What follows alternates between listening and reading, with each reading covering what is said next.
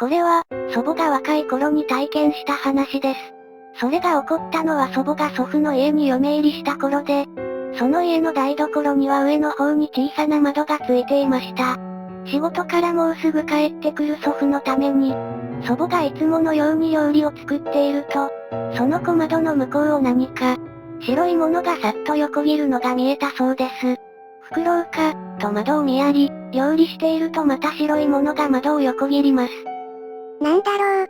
フクロウではないと思った祖母は、今度はしっかり見てやろうと窓をじっと見ていました。そして再び窓を横切っていったもの。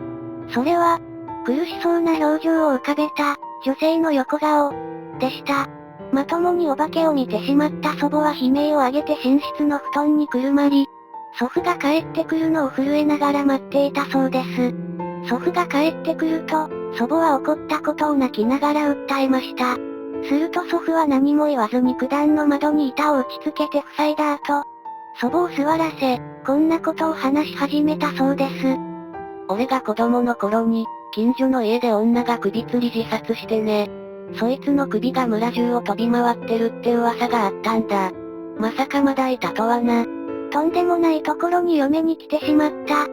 祖母はそう思ったそうですが、新婚早々に実家に戻るわけにもいかず、しばらくは家中の窓にカーテンや布をかけて過ごしたそうです。